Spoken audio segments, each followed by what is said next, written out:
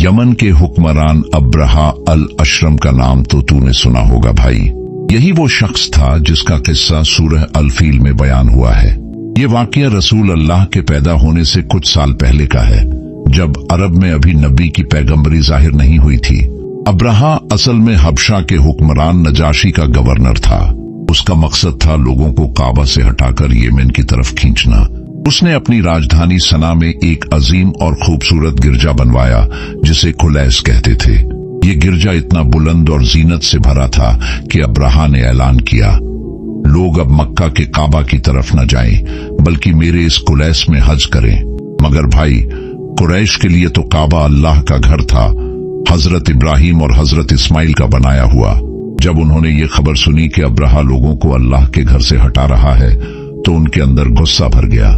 रिवायत में आता है कि कुछ अरब जवानों ने रात के अंधेरे में जाके उस गिरजे में गंदगी कर दी ताकि अब्रहा को जलील कर सकें। जब अब्रहा को ये खबर मिली, उसका गुस्सा आसमान छू गया।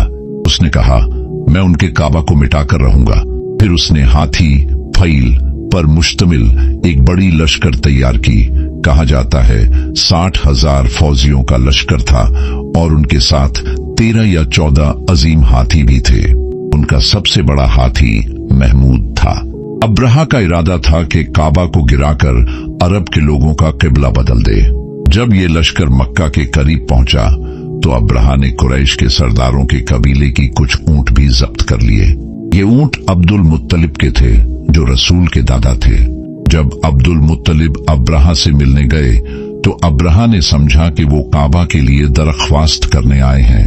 लेकिन जब उन्होंने कहा, मैं तो अपने ऊंट मांगने आया हूं, तो अब्रहा ने हैरान होकर कहा, मैं तेरे रब का घर गिराने आया हूं और तू अपने ऊंट की फिक्र कर रहा है।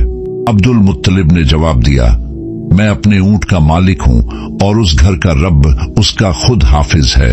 यही वो जुमला था जो बाद में सूरह अल फील की हकीकत बन गया, जब अब्रहा ने हमला का इरादा किया और मक्का की तरफ निकल पड़ा। अगले वाकया में मैं बताऊंगा कि जब वो लश्कर मक्का के करीब पहुंचा तो क्या करिश्मा हुआ और अल्लाह ताला ने किस तरह अपने घर का हिफाजत फरमाया।